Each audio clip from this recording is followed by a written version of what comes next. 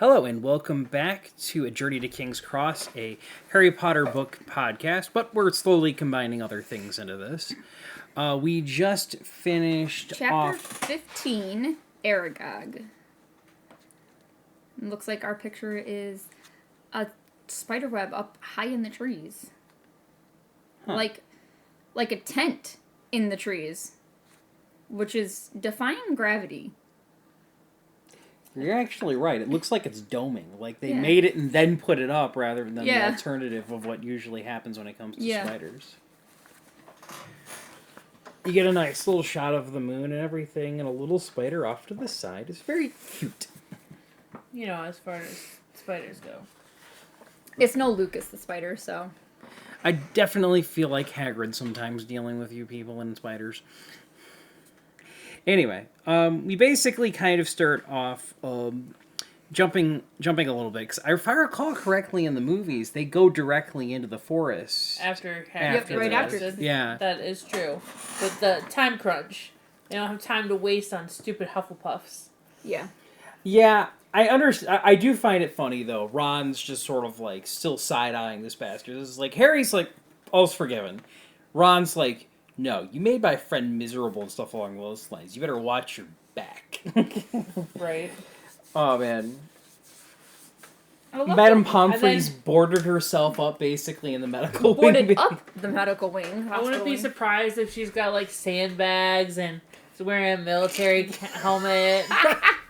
If this was played, if this was created as like an anime or something, and they actually decided to have a little bit more fun with it, I could 100%. totally see. I could been. see Madame Pomfrey poking an eye out in like a military, old school World War II helmet. She's got some of the suits of armor guarding the door.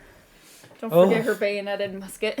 Oh yeah. The only thing is she's added a bayonet to her wand. Attach bayonets, but we're wizards. We attach bayonets. Yes, ma'am. I do like how like far everybody else is and stuff in terms of like. Oh wait, we're a little bit behind in everything. We go to potions class after Madame Pomfrey's line. Oh god, so. that potions class made me want to punch Malfoy. Potions before or after? It's literally a. It starts with potions and then they go to yeah. herbology. They talk about everything. Then they mention Madame Pomfrey not letting them in to see Hermione. Draco's very smug about Dumbledore getting sacked, and he's like, "Oh, Professor Snape, why don't you become the headmaster? You have my father's vote. I'm sure of it." Foreshadowing. Damn it! me and Kimmy Ross. I don't owe you a soda. No, because I don't want it unless it's like fancy soda. Anyway. So yeah, Malfoy's being like a smug jackass and everything. When isn't he? And Snape smirking like he was like, I wonder if he's like, if he knows. No, because he doesn't know shit. Like about how they'll actually catch. I still believe by book 2 we have not gotten the Snape as secretly a bad guy. I'm convinced that is technically a still just shit. Even if he is secretly a good guy, this has nothing to do with Voldemort and the fight against Voldemort. That's true. As far as anybody's aware. So therefore, what reason does Dumbledore have to keep Snape informed? True. If anything, he probably would have told Minerva, "Hey, Fudge is gonna come arrest me. It's fine. I'm gonna go with him." Or no, not Fudge, but Lucius. He's gonna sack me and everything. Sack me, but it's fine. You take over. I'll deal with this. Yep, it'll be over before we know it. Though, to be perfectly honest, though, like, the fact that, like, Ron's, like, ready to strangle him is just, like... Yeah. And then the comment Draco makes about pity wasn't Granger. Ron leaping up like, I'm gonna kill him. I'm gonna kill him. I swear to God, I'm gonna kill him. It's like... Bro, true, bro. Okay, hold me back. Let me at him. Let me at him. I think you're missing the basic point here. All right, Timon and Pumbaa, we can move on with this. I have to admit, though, Malfoy's comment about pity it wasn't Granger. I gotta be perfectly honest. I get Ron in that moment. It's like, wait, why wasn't Harry more... The fuck you say, bro? To be perfectly Because honest, he's not a ginger. this is probably one of those moments where, like, I think Rowling went on record basically saying that she had basically put Hermione and Ron together, and so this is probably something she would have imagined her equivalent of whatever in her life and stuff along those lines would have done if anything bad had happened to her, basically. Yeah, you know, it was funny. I was thinking that this is kind of a check in the box of Ron and Hermione. I do have to admit, though, Dean here is actually pretty cool as well. He's just sort of like, grabbing onto him as well. So it's one of those things where it's like, man, Ron was ready. Ron wasn't just ready to go and everything. Him and Dean had to basically keep him in check in order to get to herbology. Basically, I'm just sort of like, you gotta be kidding me. It's fair. And then Ernie, of course, was like, that Draco fellow's pretty shifty, eh? No, No. not him. And they're like, that seems pretty sure. Like, what the fuck do you know that we don't know? Honestly, lots of things actually. honestly, if I was Harry in that situation, I'd been like, that dimwit, he could never in a million years. Right? Like, he doesn't got two brain cells to rub together. Like, you And gotta his- give and some his reason, no henchmen have matter how even less. stupid it is. Like, Yeah. We already investigated that. Trust us barking up the wrong tree. Did I actually say the name of this chapter when I said I chapter did. 50? Okay. I said it. Okay.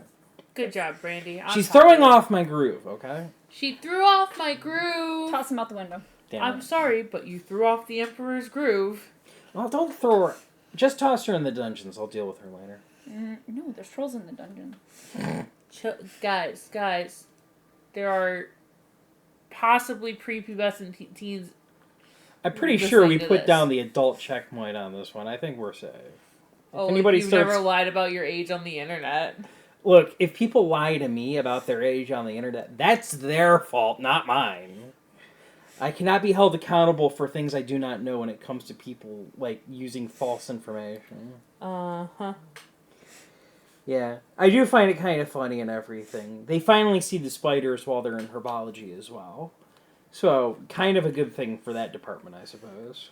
Also, Brandy brought up a point that Harry is a dick. He smacks Ron on the hand with pruning shears. Pruning shears! Like, these things are not only sharp enough to get through thick stems, but they're spring fucking loaded. True. All it took was one slip. Ron would have been missing a finger. Me and Kimmy are of the impression that he smacked him with the flat of the actual blade and stuff, you know. And I've messed with pruning shears before. I've done some outdoor work and everything. Those suckers are closed, and you tap somebody on the arm with it. You're not in harm. You're not in any danger. But I did realize that technically pruning shears would have been the small curved ones, typically, that come to a point on the end, I believe. yeah, like little snips that you like cut roses off with. So technically, if he had just the wrong angle, his stab. I'm still convinced wizards are more physically durable and like stronger Fair. than most. We have another Fair. example of this when Ron picks up the boarhound later. You mean the Great Dane? That Yeah. weighs like 200 pounds? It's a boarhound. It's the Great Dane! In the movies. No. Oh. Oh yeah, he's we a talked about boarhound, this, which yeah. technically is a Great Dane. And technically he was a mastiff He in was. the movies, my bad. They used an English Mastiff in the movies, which is like 250 pounds. But yeah, but still, basically he's Shaggy Scooby-Doo. yes, that's what they are. Okay, your point stands that wizards are more than likely a lot more durable than us mortals and muggles. However, common sense.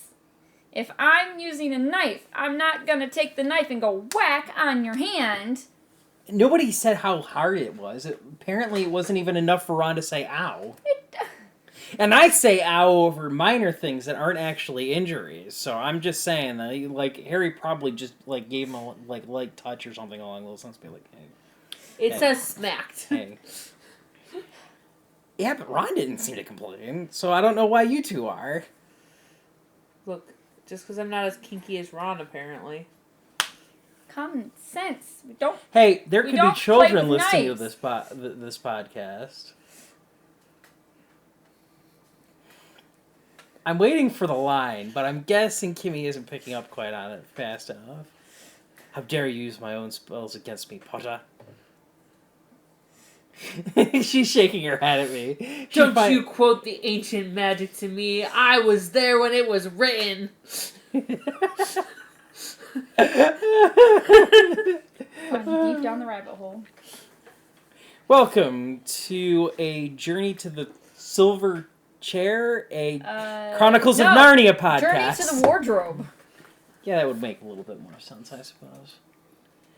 I mean, technically, they all take a train ride, too. Yeah, it's their last one. Yeah. Okay. Side note, real quick. Apparently, he really was going to write another write a story about Susan going to Narnia in the very end. But he died before he could write it. Poor Susan. I don't know, right? Anyway, we get the trip over we get the invisibility cloak, we head off to Fang, but before we get all there, Lockhart shows up. Oh, God. I wanted to punch him. No need to worry, the culprit has been caught. I'm sure Fudge wouldn't have arrested Hagrid unless he was 100% sure. Lockhart, I'm gonna punch you. And it still won't be enough. No. Living proof that governments are fallible in every sense of the word. Anyway. Regardless of that, Fudge himself even said it's just a precaution. Yeah. I love how Harry's got to be like, we weren't there, remember? Oh, right. Damn it. Cursa legali nonsense. Yeah, because Ron's about ready to jump to Hagrid's defense, too. Like, Harry, you're such a shitty friend. You don't want to jump to anyone's defense. Harry strikes me as the type of person that so long as you're not personally affronted in front of him, he's going to let shit slide. But he's consistent with it, because he's letting things slide for him, like, that we're going after him, that we're making his life miserable at Hogwarts. Okay. You know what I mean? I see your point. I raise you the fact that if you're not affronted in front of Harry about it, these instances happen behind people's your backs. breath stinks. Oh, God. We need to brush your teeth, man, dude. Ganji. Oh, my God. What have you been getting into? The cat litter box again? Ugh. Look, man, don't be hating on the dog. He doesn't have thumbs. He doesn't need to be eating cat shit, though. Oh, yeah, I didn't say. Well, yeah, obviously that. I just mean about his breath. He doesn't have thumbs. He can't brush his teeth. Anyway, we do actually end up having another mention of Ginny sitting in Hermione's seat looking very subdued and stuff. Now, I mean, to be fair, like, all of Gryffindor is probably feeling pretty freaking mellow, considering they've taken the blunt of the attacks. They've lost two, I think, Two and a ghost. Yeah, and a ghost. Oh, Hufflepuff lost one, and Ravenclaw lost one. Yep. Yeah. And then the cat, Mrs. Norris. Honestly, though, like, the fact of the matter is, like, this whole situation just would suck. You know what I mean? A little bit. Ron's intention. So Yeah, we were making a comment about heading out, and like we were really happy that the fat lady was not a narc. Right, because like they sneak out of the house after curfew. They know people are getting murdered, and she's just like, whatever. Also, the fact that she's like not reporting. Yeah, sometimes the door just opens and closes, and like I don't see anybody. Or sometimes I hear the password whispered to me. I had to open for the password. It's just like, there's nobody there. To be honest, though, I think she doesn't open for somebody, even though they did. Or was it somebody opened for the passwords and got scolded? I think it was Sir Cadovan. Like, there was some aspects to it in year 3. He got in trouble, basically, because he let Black in, even though... It's like, but he had the password. It's not like you tell them only accept. It's like that would be like, well, only accept the password and if they're wearing the correct house uniform, like.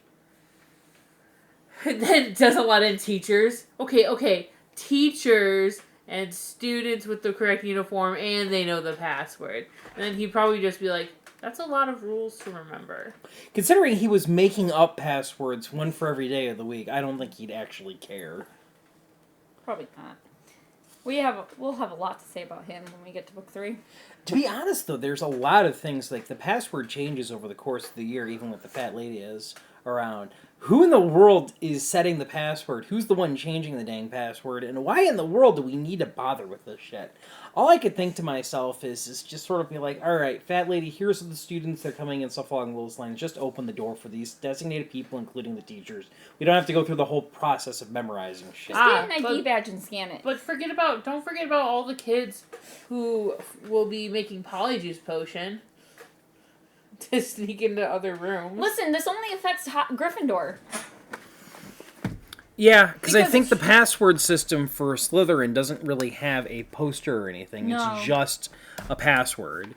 Or a Ironically, statue or something, but it's like not like... Ravenclaw is like, we'll let anybody in who answers If you the answer riddle. the yeah, you got to question. answer the question. And Hufflepuff is just a portrait of a bowl of fruit. You turn the pear. No, that's No. to get into Oh, the that's the kitchen. kitchen. Tickle the pear. You gotta knock in the rhythmic sound of Helga Hufflepuff on a very specific barrel in order to get into that. According to Hogwarts Legacy, anyway. Right. No, and the online thing as well, where they actually Pottermore? yeah. But Okay. regardless, Gryffindor's the only one that has an actual portrait person. I like For when Yeah. the Hufflepuffs are like, we're gonna have a secret knock. That sounds very. That sounds like something a bunch of kids would get together. It and be like, does. yeah. Hufflepuff and Ravenclaw's passwords sound like Hufflepuff's and Ravenclaw's. Yeah. Ironically enough, Slytherin and Gryffindor just sort of like password. That's how you get in. Though to be honest, having a password thing kind of does sound like something that spies would do back in the day. So that sounds like something Gryffindors or Oh my God. or Slytherins would come up with. Can you imagine being exhausted from a night of studying in the library and trying to go back to your Ravenclaw tower, and it asks you some stupid question? You're like, man, I don't want to rack my brain anymore. I think there's some headcanons about that where it's basically during studies and final seasons they ask easier questions. Wouldn't that... What is your favorite color? What is What? the terminal velocity of an unladen swallow? North American or European? I don't know. What if that was how they got all the Ravenclaws got such good grades? You left your tower, you better be studying to get back in. Because your test questions are your password questions. I don't know what's funnier or not. Is the fact that if you get the answer incorrect, you have to stay there until somebody else shows up in order to answer the question properly in order to get in. Could you imagine how annoying that would be to be the last person to come back to the tower basically before curfew? You get it wrong and you're just stuck there waiting until somebody actually either finds you or ends up leaving, or you're just stuck outside for the rest of the night. I sure hope the Ravenclaw teacher did a final check at curfew time. Oh, God. Was it Sprout? You know what? No, it was They Flitwick. probably have cots set up outside. Be like, look, we know sometimes it's just ridiculous. We're gonna magically put a protection spell around the corridor right here. But also imagine there's like 15 kids waiting, like, oh boy, and then you're the 16th person who shows up, and you're like, let's say you're one who's really good at riddles, and they're like, oh thank God you're here, we can't get in. Like, oh God, that would be infuriating if it was a particularly nasty one. That like the teachers show up and they can't figure it out either, and so they're like all standing outside the frickin' door. Oh God, could you imagine if there was like a medical emergency on the inside? Oh jeez. On the plus side, if there's at least one other person, you can open the door for everyone while you're inside. I was gonna say, I really hope that Flitwick would have some sort of, I'm the teacher, just open up. No, McGonagall had to answer one. So Well, like Flitwick specifically, because he's No, the Head of Ravenclaw. I don't think it's a difference because I think No? McGonagall has to say the password in order to get into the Gryffindor one as well. So Well- it's one of those things where it's like I could only see this going poorly if don't know what the shit. I do like. Out of all of them, I honestly like the Hufflepuff one the most. If for no other reason, then it'd be super easy to remember the tap. It'd be really easy to remember the spot.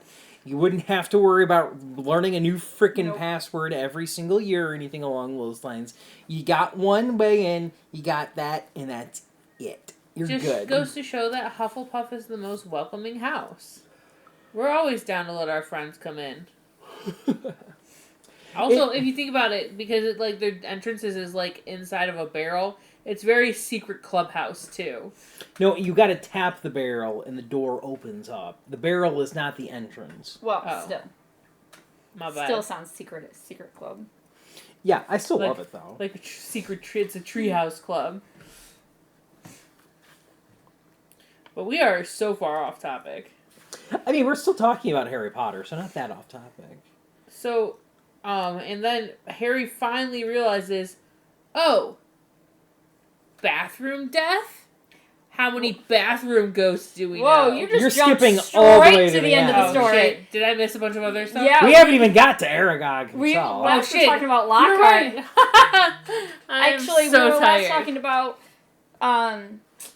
the fat lady not being a snitch because, hey, look, my portrait hole just opened and there's no one here. Sometimes she's half asleep when she actually answers. Yes, and she is. So it's like, it's kind of comical. I think in book 4 she actually has apparently some lady that she talks to from another portrait and everything, and they talk about gossip and shit. And I'm just sort of like, That sounds just like the fat lady, that she would be a gossiper.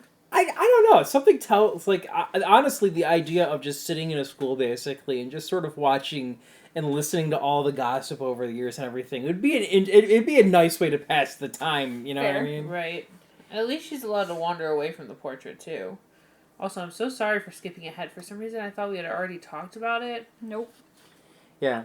We start going into the actual forest and everything, and Harry ends up talking about the fact this is like the furthest he goes in. And this is Ron's first time going into the actual But what if there are werewolves? Which we made the comment about, and then literally 3 sentences later, the chapter was like, it was Ron's first time. I have to admit, though, Ron's a real freaking bro for this situation. Like, he's deathly afraid of spiders and everything, and the fact that he's so willing... I'm actually starting to wonder if Aragog gave him that deathly fear. Nope, it's actually talked about later on. I think... Was it in this book? It was at the beginning, because Hermione laughs at him. Yeah. Because he says that You Fred wouldn't and be... George Oh, turned that's his right, bear because in- he was way back. Yeah, he had eaten George's lollipop. And he And turned his so- teddy bear into a spider, and he's been afraid of them ever since. Yep. Because he, And honestly, Hermione's laughing. He's like, imagine if your favorite teddy bear you're holding just suddenly grows 8 legs. Oh, God. That is Was that, an if that was a real freaking actual spider and everything, I'm now gonna need that would be... Oh, yeah. whether it's a stuffed spider or a real spider, I'm gonna need therapy. Okay? Right. I'm gonna need therapy and a lot of Prozac. Look, man, they're not soft. They look soft and fluffy. It's a crunchy shell of lies. I wish they... It's a crunchy shell of lies. And depending on the kind of spider, technically their hairs are venomous. That's terrifying. Like a rose hair spider, Ugh. if you touch their hair, it can. Why it's is got that a everything toxin with in cool names is deadly? Cool colors and cool names. Poison dart frog. Cool names and cool colors. Deadly. Poison dart frog is named after what they use the poison for. To be perfectly honest, though, those things are... that's the definition of... if not friend, why friend-shaped? Yes. That's true. But I forgot about that part earlier in the book with the spiders with Mrs. Norris, because honestly, the whole time that they're going for these spiders, Ron doesn't seem that scared. Ironically enough, this scene right here that we end up like getting to right now, more or less, with the car, actually throws one hell of a monkey wrench into a lot of what if scenarios. You know what I mean? What do you mean? Well, like what? Without the car there, What if they got to Hogwarts without the car? Yeah, if they follow Oh, if they did what they were supposed to and sent They an would have owl, died. they would have died in that frickin' forest being eaten by spiders right there and then. Hagrid would have been distraught for the rest of his life if he ever actually gets out. Ginny would be dead, and there would be a second Voldemort running around, basically. Because even the centaurs don't go that far in the forest. Yeah. Yeah. So unless one of the unless Frenzy decides to pull another freaking safety maneuver and everything. Hey, wait a second. Why the fuck did the centaurs let this spider live?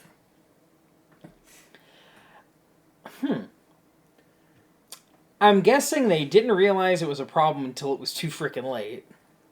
You'd think, though, with creatures capable of, like, foreseeing the future and everything, they would have seen this coming. The stars are not in position. Can't do it. Not in position. No good. Not today. Can't do it. Sorry, bro, my chakras off. I don't think you're getting the reference, but I know for a fact that Kimmy is. I know that it was what they were saying in book El one. Dorado.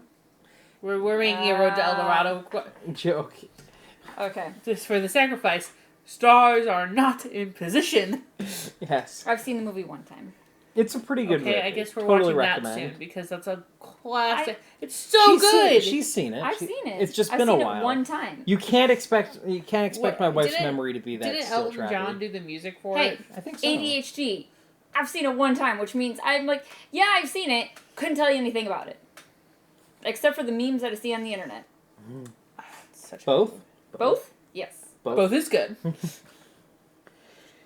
Oh man, I have to admit though, like that car being there is like almost integral to a lot of like them surviving this year and everything. And so, as much as I would love to make Harry's life a little bit easier by giving him a couple extra brain cells, sometimes it's a good thing he's dumb as a brick. Because it comes back to help him later.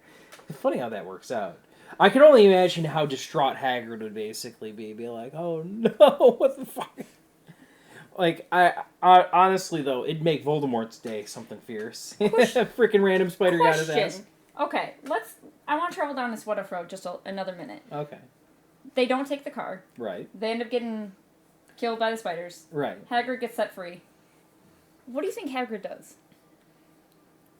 Oh God. I think... So he goes to visit the spider and is like, "Hey, did you help?" Or, they're like, "Thanks for sending us somebody to eat." What? Oh, these two children up from the school.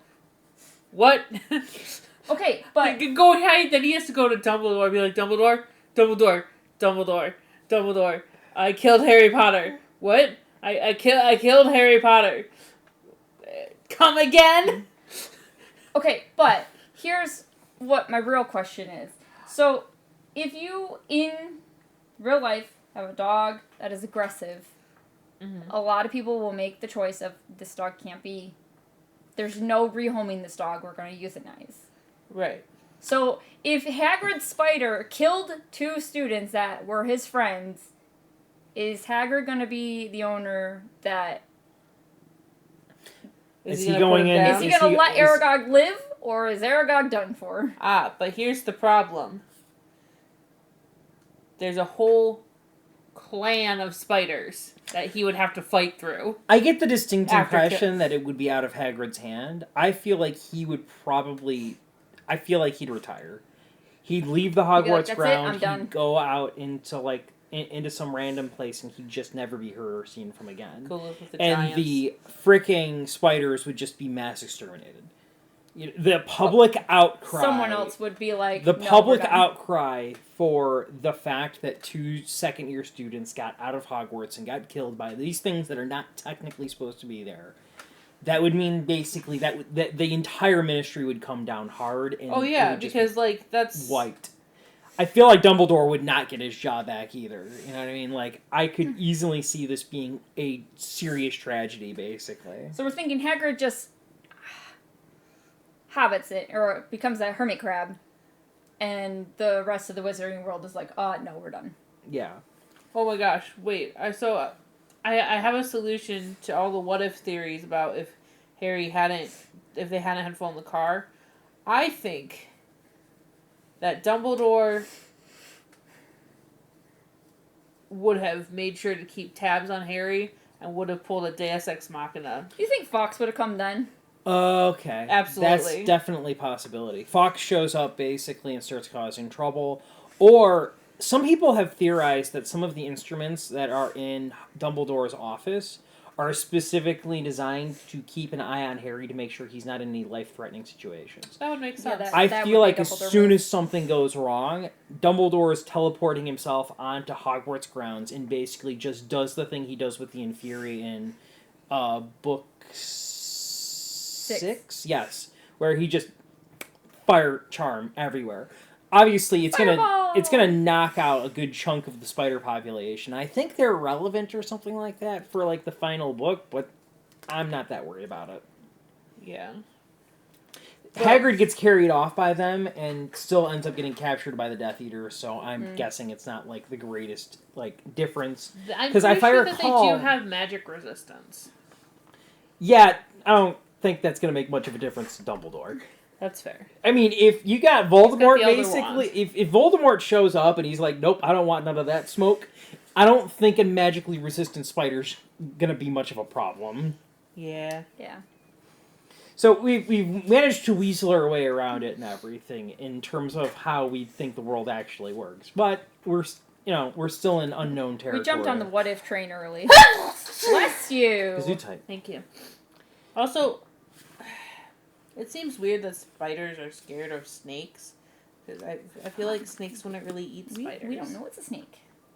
To be honest, Hasn't though, been it revealed yet. makes a comedic amount of sense. Something that is capable of Like killing you, but elephant and direct mouse? onclave. No. You got a creature that line of sight will kill you if you have direct eye contact. Spiders And a got 8 eyes. Yeah, exactly. Like, sentient spiders like, oh, shit. That's valid. I don't Or even know if bats, spiders okay? blink. Actually, either. no, because bats can see. Just very badly. Yes. But I'm pretty confident that spiders don't blink either. Or they wouldn't necessarily let... Yeah, I don't think they have eyelids. Yeah. So they're doubly screwed. At least a why they- bat could close their eyes. Going by echolocation here, folks. Going dark. Caw. It's one of those things. We get the nice... We get the whole thing and stuff along those lines. And this is like Harry's like playing for time. Ron's like absolutely frozen with fear. The freaking dog isn't really doing much better and everything. And Harry's like as soon as the conversation's over, after he gets all of the information and stuff that he basically He's, like, needs, Trying he's to got extricate himself from the situation. Yeah, he's like Harry's willing to walk away from this by talking and everything. But as soon as that door shuts, his wand is out. I'm like, freaking hell, man. 12-year-old Harry is just sort of like, all right, screw man, it. He has self-preservation skills. He had to deal 12-year-old with Harry grew up in the hood. Exactly. I mean, with how much he got bullied, kinda. Yeah. I got something that let me fight back and everything, and I'm not messing with that. But I feel like Harry forgot one crucial question. When the spiders are like, we spiders are terrified of it, we dare not speak its name, Harry could be like, aha, what is your species?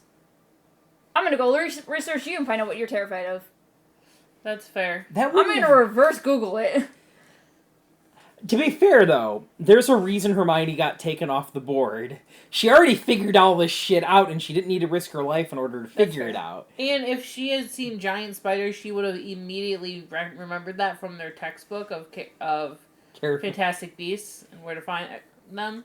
Because it's literally the first listing in the book. Maybe the second. It's in the A's. She would have remembered, oh, giant spider? Oh yeah, I recommend to. Yep. Huh. Wait, Um, we don't have Care of Magical Creatures until next year, though. But the Fantastic Beasts and Where to Find Them is a required first-year book. So is what Quidditch to the class end of is that used for, then, if we don't have Care of Magical Creatures until year 3? Defense Against the Dark Arts. Oh. Yeah, because that's where the Hinky Punks and Grindylows and everything are. Yeah. And Boggarts, too. We really do need to get a copy of the Fantastic Beasts book. I will bring it next time. But yeah, you guys should get your own copy, too. To be perfectly honest, that would be an interesting read. We could probably do an extra episode of, or a couple of episodes maybe even, Yes, just going let's through it. do it. Because then we can make it like the movie should have been. And be like, we'll talk about it freaking Steve Irwin style. Yes. That would be some cool one-off podcast Wildcat episodes style. to talk about Fantastic Beasts book, And the go Quidditch Through the Ages book, and the Tales of Beedle the Bard. To be perfectly honest, I've been looking for an excuse. Let's do it. Alright, guys, we have more bonus content for later. $1 million question is, do we want to do Fantastic Beasts, Where to Find Them, and then also go through the movies, or do we want to just sort of, like, leave those... If we're gonna do We'll it, figure it if out. we're gonna do it, we might as well do it right And we'll even go through the fucking fan fiction that was written. And talk about everything that's wrong with it. Honestly, I was contemplating on going through that one as well, to be perfectly honest. It would be a faster read than most of these books. That's true. Yeah. Because Considering you don't have any descriptions, it's plot only. Yeah, it's definitely not an easy read. And I'm not going to bother trying to find a version of it online, basically, where you can watch the play. Though, to be perfectly honest, that would probably go through. We'd probably go through. Because we don't support pirating here. Yeah, sure. Anyway. Speaking of pirates and Harry Potter, Johnny Depp, folks. Still feel like pissed that they replaced him. Best pirate. Honestly, we're still off topic, continuing to be off topic. I did not really appreciate him being cast as Grindelwald at the end of Fantastic Beasts. I thought the man who was playing the fake version of Grindelwald was a phenomenal actor, and I would have been perfectly fine with him continuing to be Grindelwald. I did not need Johnny Depp. They could have just put makeup on him. Yeah, or like, change his color or something along those lines. It didn't... Like, don't get me wrong, I love Johnny Depp. I love he's always an interesting actor. I love a lot of the movies he's in and stuff along those lines. But it felt like a big name drop instead of a fits the role. Yeah. He does an amazing job in the second one. I have to hand it to him. He does. I never saw the third one to see how Mads Mikkelsen did. It's alright. He does... He acts fine, but the movie was terrible. The third one was honestly the worst movie. This is the reason... I feel like they kind of started falling apart a little bit the more Rowling tried to actually write the scripts for some of these things. A lot of her tangents and extra information works amazingly well for books, but that does not make them good material ideas for movie. There's a reason the Harry Potter movies went so well is because they had somebody actually going through and making a script for the movies separate from the actual creator herself. It's one of those things where it's like after a certain point in time, I feel like J.K. Rowling needs to just let go of Harry Potter and let it be its own thing. Right. Plus, the whole thing with the movies is that so the first one, it was supposed to be like a Fantastic Beasts series, right? Kind of. Where Newt Scamander's your main character, but then it's like he wasn't important, and the creatures barely mattered after the first movie. Yeah. It was ooh, look, a creature. To be fair, they only called the first one The Fantastic Beasts and Where to Find Them. Which I feel was actually kind of clever. Because if you think about it, if you went into the story with the Crimes of Grindelwald being the name of the first one and everything, you know exactly what we're getting into. We know what the story is and stuff like that. It was a misdirection. Yeah, it was a misdirection. And the idea of having this person who's going to be traveling around the world dealing with animals also kind of getting tied up with the whole conflict between Dumbledore and Grindelwald. Honestly, cool concept. Yeah, that's fair. And to be honest, the second movie is not necessarily all that great, but Grindelwald casting the spell that's going to burn all of frickin' Paris down by using his wand like he's conducting an opera as all of the flames are growing around him and everything. I'm like, that's so cool. That's cool. Amazing cinematography. And some of the moments, they're so dark. As much as Voldemort is a really cool villain and everything, Grindelwald was such a cruel presence on his own. The whole, some of the things that he actually ended up doing to other people going through the whole series and stuff along those lines during that movie alone was fair. He inspired hatred in the character himself more than any of the actors did with Voldemort. You know what I mean? Voldemort's not... I don't really hate Voldemort, you know what I mean? He's a big evil guy. I hate Umbridge, and I hate... You dislike them as far as their villains. Yeah. It's much more interesting to have a character that you know is the villain, but you can't help but agree with them. Magneto, obviously. Voldemort is very plain, in a sense, you know what I mean? There really isn't anything He's super... Wizard Hitler. Yeah, yeah. He's Wizard Hitler! No, I mean, yeah, but that doesn't make him an evil... It's one of those weird things, though, is it's just sort of like... He doesn't... Like, he fails miserably so often at everything. It kind of... Like, he needed more victories, and he needed to do more damage to people we cared about. Yeah. A lot of people But died. not Hedwig. She didn't deserve it. Well, he didn't even kill Hedwig in the book. To be Somebody fair, else got it. Oh, yeah. I think the thing with wasn't there. Voldemort is that we start off the story knowing he's the villain. Like, it's just pure, we know he's bad. Instead of the gradual buildup of... Oh my god, he's the villain? Respectfully disagree. Darth Vader. The second he comes on screen, we know he's the villain. Well, yeah. But he he's murders still... a bunch of people. Well, no, like, he doesn't kill anybody in his first presence. He shows up on the scene and everything, and he's just in charge. Yeah. I thought he... No, the stormtroopers are the people killing everyone. He doesn't enter the ship until after most of the fighting's done. At least in the first movie. But if we watch Rogue One, he murdered a bunch of people, and then he does his grand entrance. Well, to be fair, he's still pretty boss in there as well. I'm just saying that I know. But yeah, you're right. there's just something lacking in Voldemort's presence, his abilities and stuff. I honestly feel like he would have gained a lot if he was responsible for Lupin's death. I feel like an on-screen him killing Lupin and stuff along those lines or him would killing have... Sirius. Like that's why Bellatrix is such a hated character. It's why we don't like her. Is because that's you know true. What I mean? If Voldemort had just suddenly shown up in the Ministry and First, killed Sirius before, yeah, if like in the middle of even in the middle of all that fighting, if he had just stepped in and killed Sirius, people would have hated him more. Oh, definitely. I feel like that's kind of lacking, is though he doesn't... Everybody he has killed is either off-screen, somebody that we're not really emotionally attached with, or it's prehistory, you know what I mean? Like, with we don't get to experience many of his villain moments. Yeah. He's more of a behind-the-scenes kind of guy. Yeah, he's Sauron from Lord of the Rings, only, you know... A little more hands-on than Sauron. But... I know, but Sauron is Sauron is an example of how to be a behind-the-scenes villain proper. You know what I mean? Yeah. He never got his hands dirty. Right. He never failed to kill Sauron. anybody because he never thought he was any danger to begin with. But yeah. Or he's like Saruman, but doesn't die quite the same way. Yeah, I mean, rest in peace, Sir Christopher Lee. You will be missed. You are missed. Still missing him. They made a Dracula movie and he wasn't involved. To be fair, he was tired of playing Dracula. That's fair. He got typecasted. Yes. I honestly would have loved to see him in some of the more heroic roles. I would have loved to have seen him play Gandalf. Don't get me wrong. Ian was amazing. I would have loved to have seen the universe where he got to play Gandalf, though. Would have been... It would have made it easier because he didn't need the CGI or the camera tricks nearly as much to appear taller than the hobbits. Motherfucker was already tall. He didn't need it. He was super tall. Oh yeah, that guy was. I think some of the promotional pictures for certain things that he did, he has to sit down and everybody has to stand around him. Oh wow.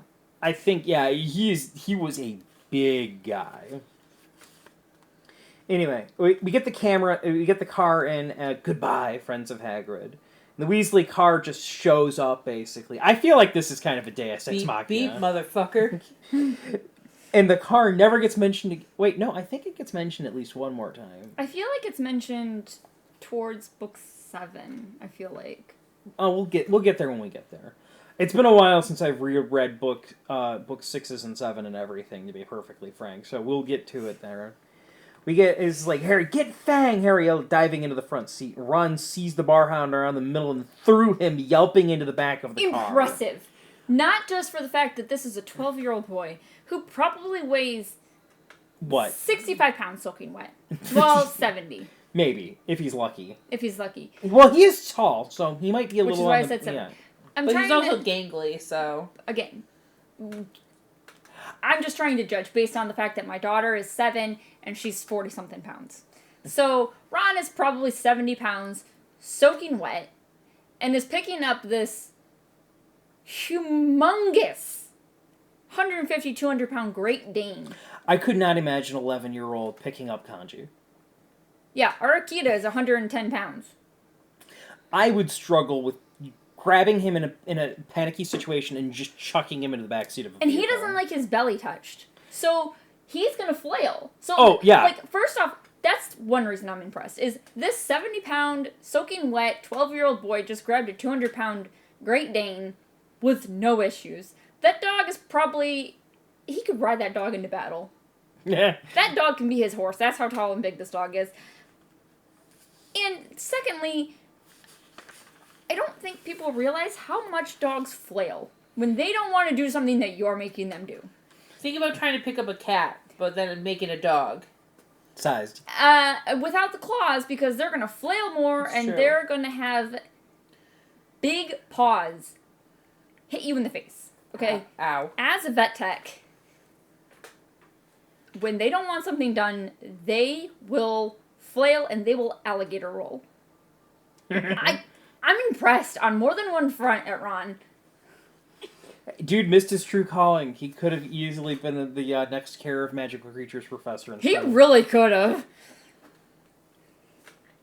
Yeah, but I do like the fact that they actually remember to grab the dang invisibility cloak this time. A mistake if I recall correctly, Harry makes again in the third year, because he did forget it in the first year when they were up in the astronomy tower. Right. But- I left behind the frickin'... Well, oh no, because he leaves it in the cabin. And to be fair, it's easier to remember to grab it because they took Fang back and see it on the table. As opposed to, as they leave the astronomy tower. Yeah.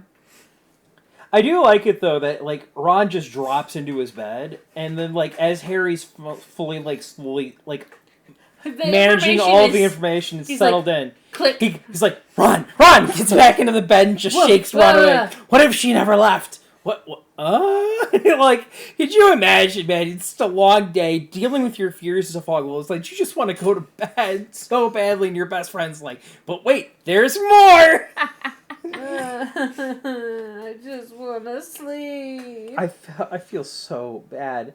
And you gotta imagine, like, how often, like, Harry and Ron come back to bed after dark and everything, that they don't even wake their fellow dorm mates at all. Could you imagine it'd be super awkward if, like, Dean or Neville was, like, a light sleeper, so every single time they snuck out or snuck back in, somebody was bothering them about something? Ugh. Imagine if they woke up every time Harry and Ron snuck out. Off on another adventure. God. No. Just don't get caught this time. They go back to bed. It ain't worth the trouble. But yeah, we do end up that basically wraps up chapter 15 pretty solidly. And in spite of the fact that we were horribly off topic, we really didn't exceed our regular time limit. Oh, We're we're actually we still haven't technically hit the hour marker. But that's okay, because I can figure out a way to stretch this out. I finished off a couple of Harry Potter-themed TV series on HBO Max recently. There was the Harry Potter House Championship that I think was released during COVID or something, or at least shot during COVID. Oh, yeah. And there was also the newly released Harry Potter baking thing. How was that? Honestly, the baking thing was pretty cool. Actually seeing, like, cake and dessert versions of, like, things from Harry Potter was actually pretty cool. The twins were the actual hosts and everything, but we also got to see a couple other actors from the series popping in and out. A couple of the older ones, thankfully. I think Luna popped in on one of them at the very least. Yep. Nice. Yeah, so we get to see her. Also, don't much care for her opinions on things and stuff, but it's still nice to actually see them pop up on occasion. The Hogwarts house was basically a trivia show, basically. Yeah. People assigned to different houses and stuff. Honestly, I think there was, like, online polls that would help you boost your house's scores, too, I think. No, it was inside it. Like, the other, like, they had an audience, basically, and the audiences were made up of different houses. Who won the House Cup? I want to say it was Ravenclaw? Boo. I mean, at least No, it was Hufflepuff. Hufflepuff ended up winning. At least it wasn't Gryffindor. Oh, Gryffindor got knocked out first. Hell yeah. So what? Slytherin for life. So what ended up happening is Ooh, obviously didn't first win. episode it was Gryffindor versus Hufflepuff, and then it was Ravenclaw versus Slytherin. Ravenclaw and Hufflepuff won their respective matches. So Gryffindor and Slytherin had a bit of a grudge match and everything against each other. Then they had a three-way matchup basically between the three houses that survived. Slytherin. Ironically enough, Ravenclaw was the one that got knocked out because the last remaining person couldn't solidify it. Basically, each person on the team had to answer a question fast and properly in order to make it, and so she couldn't cinch the final victory for them because they got the first two. I was like, it'd be funny if Ravenclaw frickin' wins. But, so then Hufflepuff and Slytherin were basically the two people that are actually in the final and everything, and Slytherin ended up losing. It was kind of cringy, though, because there were some questions and stuff that I was like, okay, seriously, you'd have to have, like, photographic memory, basically, in order to answer some of these. Based off of, like, imagery and stuff along those lines. And some of the other questions were so easy, the audience never, like, the audience houses almost never got it wrong. I think it was either Slytherin or Gryffindor. Their houses got a couple of the questions wrong, which kind of helped put the other house just enough above in order to win. But I was like, some of these questions are like ridiculously easy, are so disgustingly minute and everything that you'd have to have memorized everything in order to get them. Honestly, the idea of a trivia-based Harry Potter show seems like it'd be kind of fun to have pop up every now and then. Yeah. But I feel like they definitely need to maybe fire the editor because it was choppy. And it kind of made the host lady, it kind of made her seem like she was rude because they'd cut a person off and they'd start her talking for the next segment or something along those lines. And it kind of made it seem as though she was like intentionally cutting people off, but she wasn't. Because I actually looked up some of the reviews and everything, and there was a couple of people that were talking about it that were actually on the show. And they were like, she was actually perfectly fine. Sadly, they didn't have a person hosting this one that was actually from in the actual series and everything, but she was a nice enough lady. I was trying to figure. She looked familiar to something, so I was gonna look her up. But I was a little disappointed with the way they handled it and everything, and it doesn't exactly help that if you were chosen to be on the team, you were it. There wasn't like they had a whole audience to pull from that they could have like had people like circle through or anything, but no, it was like, just the team is the team and that's it. Yeah. That's it's like I get it and everything, but I feel like if you were gonna have a team is the team thing, it should have been like we do this a couple of different rounds, you know what I mean? Like we have multiple seasons of different people going through and stuff along those lines, or you go through the whole thing with like each episode is a new group of people basically going through the challenge, and you get like a small season and stuff along those lines, where you have all the houses like battling it out again, and only it's a little bit more rapid fire, and we don't have as much time to talk about everybody's personal histories and shit. fair enough.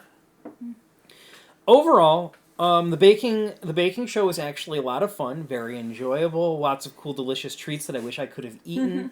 The trivia show wasn't super hot. It could have been better. I don't know if I'd recommend that one. They did have a couple of actors show up and everything from the show for both of them and everything, but I really do feel like they had a lot more fun on the baking show than on the trivia show. That's fair. And that's pretty much it that I've really been up to Harry Potter wise. Anything else to add for you two ladies? No, other than the fact that my daughter has been into Harry Potter. In real time, we just celebrated Christmas, because you'll be seeing this midway through January. Oh, yeah. Yep. So, we just celebrated Christmas, and my daughter got, like, some of the magical minis, and so, of course, she's playing with it, and she goes, "Can we watch a Harry Potter movie?" She chose Prisoner of Azkaban, but she was very excited.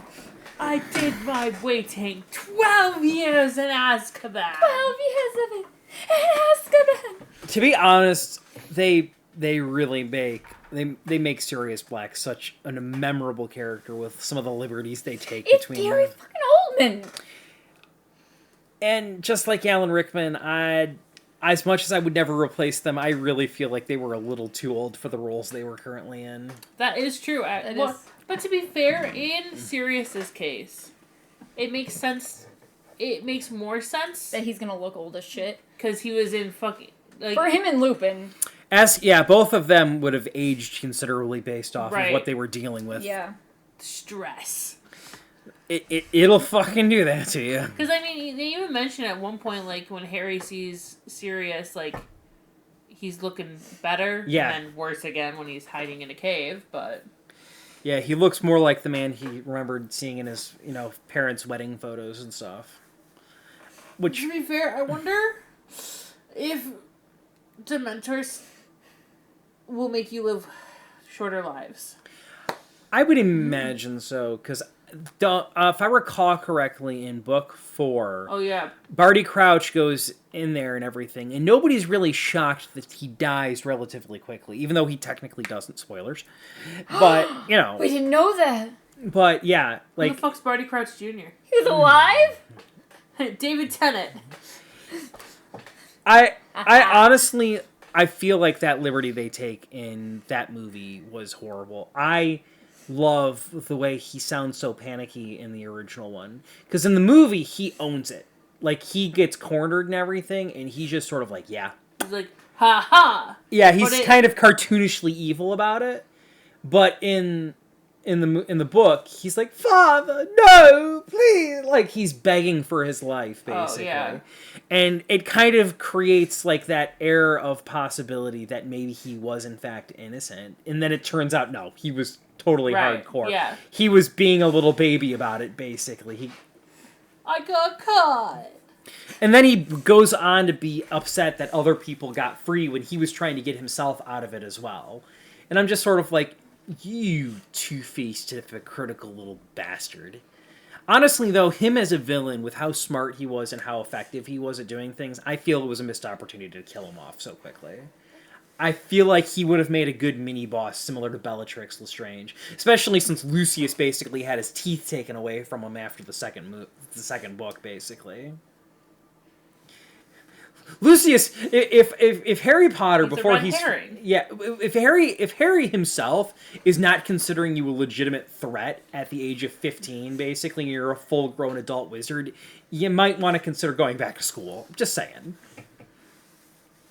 Anyway, I feel like we've run the clock up feel enough. We're at 57 minutes at this point in time, and I really don't have anything else to add. So, anybody else? No. Nope. Cool. Let's plug our stuff then. I took a brief break from streaming and stuff over the Christmas week and everything, but I'm planning on getting back on that. Cole Sanders, I might start playing a little bit of Marvel Rivals. Honestly, it's been a lot of fun and a bit of a blast and everything. Still playing Dead by Daylight, and I still plan on finishing Persona 4 Golden, which is technically my highest priority. So feel free to catch me out there if you actually want to see me talking and playing some video games. Feel free to say hi. Nobody really talks in my streams and chats and stuff along those lines, so it would always be appreciated to realize I'm not talking to myself. You can find me at Brandy Wine Stitches on YouTube, where I talk about all of my fun cross-stitch projects. And if you go back to my Whip Parade, which I have to film in a couple of days, but when you see this, it'll be my final video of 2024. You can see all of the cool projects, and a huge one that I finished this year. So go check that out. And at the time of filming this, I have so much time off, so hopefully I'll be uploading some new content on my TikTok, if TikTok's still around by the time you guys are watching this. Otherwise, you can find me on other social media at Luna's Creation Corner. I've already created a Lemonade account, so maybe you'll find me. But until next time, guys, keep your wands at the ready.